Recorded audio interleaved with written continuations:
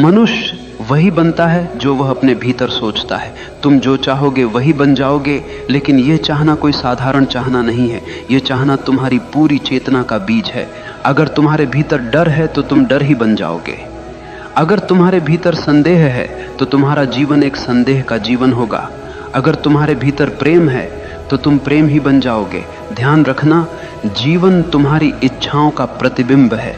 जैसे दर्पण में चेहरा दिखाई देता है, वैसे ही तुम्हारे विचार, तुम्हारी चाहतें तुम्हारा संसार बनाते हैं। तुम्हारे भीतर जो है वही बाहर खींच कर आता है। लोग सोचते हैं कि भाग्य कहीं बाहर से आता है। नहीं, भाग्य तुम्हारी अपनी चाह का परिणाम है। जो तुम गहराई से चाहते हो वही धीरे धीरे तुम्हारे अस्तित्व का हिस्सा बन जाता है। इसलिए अगर तुम महान बनना चाहते हो तो चाहना पर्याप्त नहीं है। उस चाह को अपने जीवन की धड़कन बना दो। उस चाह के पीछे लग जाओ जैसे कोई प्यासा रेगिस्तान में पानी खोजता है। तुम्हारी चाह जितनी गहरी होगी उतनी ही जल्दी वह तुम्हारी हकीकत बन जाएगी। पहला सत्य, विचार ही वास्तविकता का बीज है। मनुष्य हमेशा यह मानता आया है कि वास्तविकता बाहर से आती है।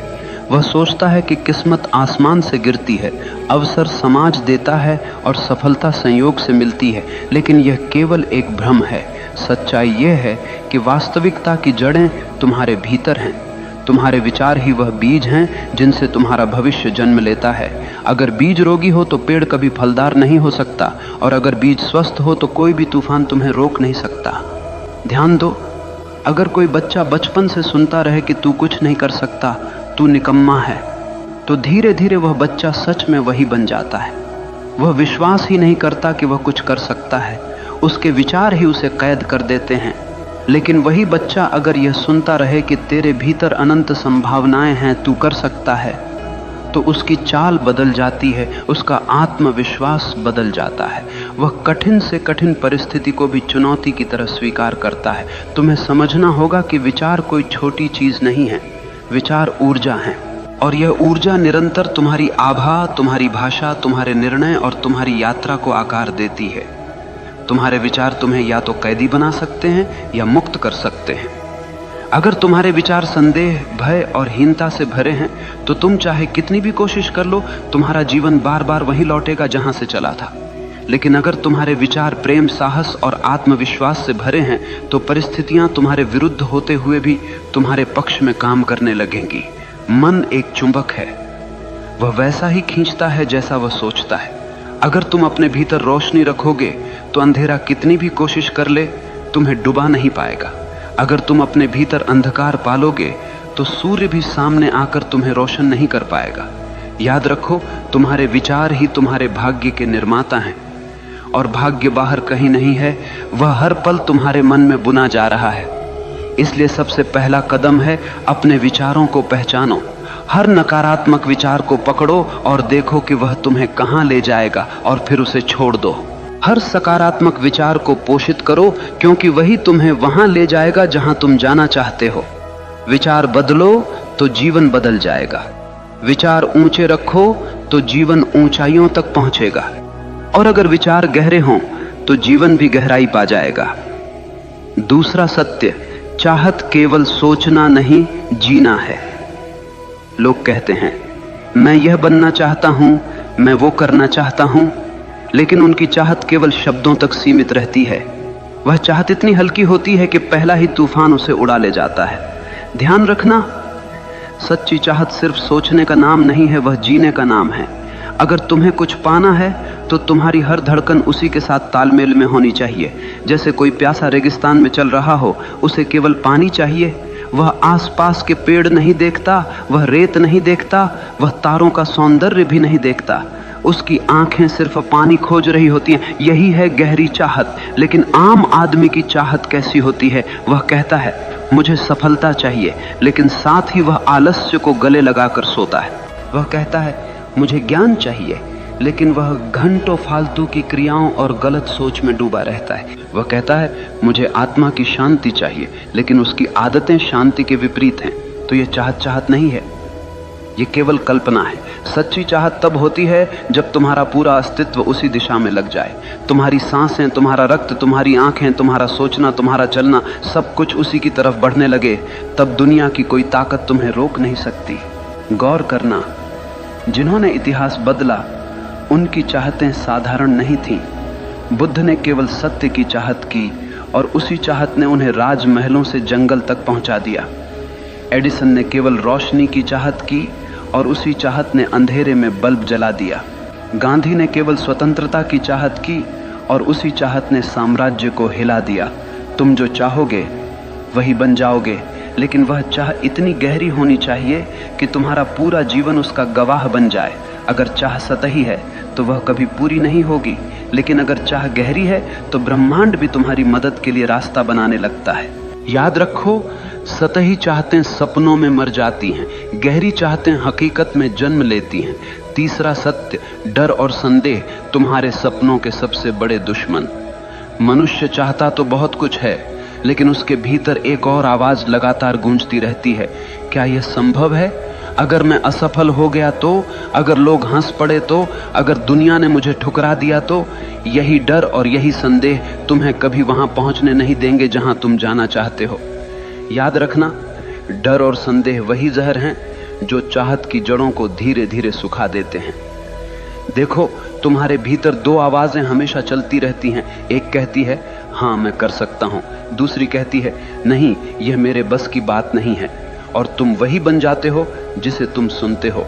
अगर तुम डर की आवाज सुनोगे तो जीवन एक जेल बन जाएगा। तुम अपने सपनों के दरवाजे खोल ही नहीं पाओगे। तुम कोशिश करने से पहले ही हार मान लोगे।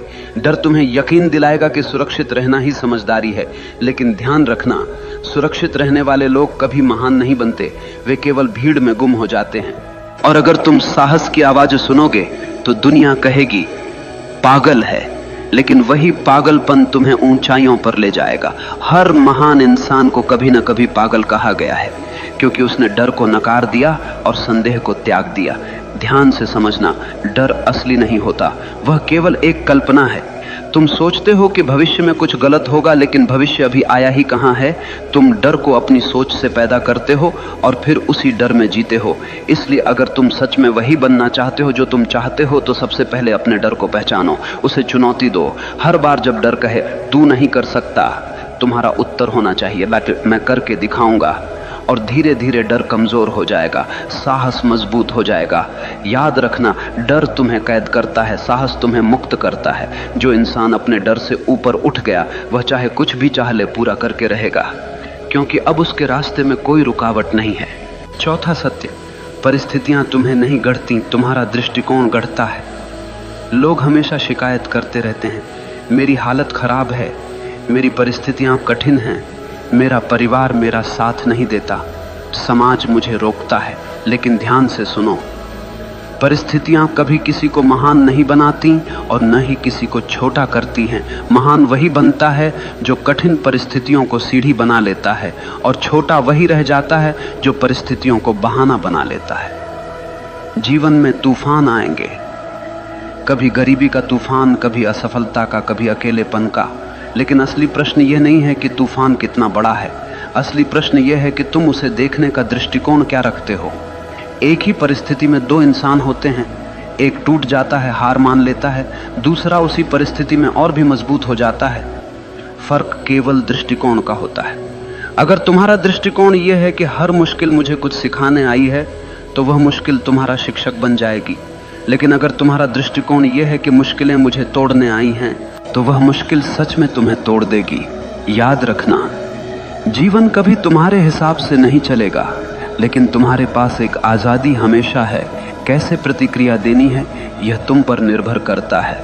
बुद्ध ने कहा था, दुख तुम्हारे पास आता है, लेकिन दुख को पकड़ कर रखना तुम्हारा चुनाव है। तुम्हें यह समझना होगा कि तुम्हारे सपनों को रोकने वाली सबसे बड़ी दीवार बाहर की दुनिया नहीं है, बल्कि तुम्हारे अंदर का नकारात्मक दृष्टिकोण है। अगर तुम चाहो तो हर परिस्थिति को अवसर में बदल सकते हो, ठीक वैसे ही जैसे सीप में रेत का छोटा सा कण मोती बन जाता है। वही रेत अगर बाहर पड़ी रहती तो कोई मूल्य न होता, लेकिन सीप ने उसे मोती बना दिया, क्योंकि उसने उसे स्वीकारा और रूपांतरित किया। तुम्हारा जीवन भी वैसा ही है। परिस्थितियां रेत के दाने हैं, अगर तुम उन्हें सही दृष्टिकोण से पकड़ोगे तो वही मोती बन जाएंगे। इसीलिए अगर तुम जो चाहो वो बनना चाहते हो तो सबसे पहले अपने दृष्टिकोण को बदलो। परिस्थितियां चाहे जैसी हों, तुम्हारी नजर उन्हें या तो बोझ बना सकती है या वरदान। पांचवां सत्य, अनुशासन चाहत को हकीकत में बदलने का सेतु। देखो, चाहत रखना आसान है, हर आदमी चाहता है। कोई अमीर बनना चाहता है, कोई सफल, कोई शांत, कोई महान, लेकिन चाहत अकेली कुछ नहीं कर सकती। चाहत को हकीकत तक पहुंचाने के लिए एक पुल चाहिए, और उस पुल का नाम है अनुशासन, डिसिप्लिन। बिना अनुशासन के चाहत वैसी ही है जैसे बिना ईंधन की कार खड़ी रहेगी, कहीं नहीं जाएगी। सोचो, अगर तुम यह चाहते हो कि तुम्हारा शरीर स्वस्थ हो तो केवल सोचने से कुछ नहीं होगा। तुम्हें रोज व्यायाम करना होगा, सही भोजन करना होगा, आलस्य छोड़ना होगा। यही अनुशासन है। अगर तुम यह चाहते हो कि तुम्हारा जीवन ज्ञान से भरा हो तो केवल यह चाहना कि काश मैं बुद्धिमान बनूं बेकार है। तुम्हें किताबें पढ़नी होंगी, ध्यान करना होगा, अपने भीतर प्रश्नों को गहराई से देखना होगा। यही अनुशासन है। याद रखना, चाहत बीज है और अनुशासन उसका पानी। बीज कितना भी महान क्यों न हो, अगर उसे पानी न मिले तो वह सूख जाएगा। ठीक वैसे ही तुम्हारी चाहतें बिना अनुशासन के मर जाती हैं। आज दुनिया में लाखों लोग सपने देखते हैं, लेकिन केवल वही लोग सफल होते हैं जिनके पास अनुशासन है, क्योंकि सपनों को हकीकत तक पहुंचाने का काम केवल अनुशासन ही करता है। और अनुशासन कोई कैद नहीं है, अनुशासन तो आज़ादी है। आज़ादी इस बात की कि तुम अपने ही आलस्य, अपनी ही कमजोरियों और अपने ही डर से मुक्त हो जाओ। देखो, एक नदी जब तक बह रही है वह जीवन देती है, लेकिन वही नदी अगर बिखर जाए, फैल जाए तो केवल कीचड़ बन जाती है। अनुशासन नदी के किनारों जैसा है, जो तुम्हारी ऊर्जा को दिशा देता है, गहराई देता है और तुम्हें तुम्हारे मंजिल तक ले जाता है। इसलिए अगर तुम सच में वही बनना चाहते हो जो तुम चाहते हो तो केवल चाहने से कुछ नहीं होगा। तुम्हें अपने जीवन में अनुशासन की आग जलानी होगी। हर दिन, हर क्षण अपने लक्ष्य के लिए समर्पित होना होगा। और जब चाहत और अनुशासन मिलते हैं तो चमत्कार होता है।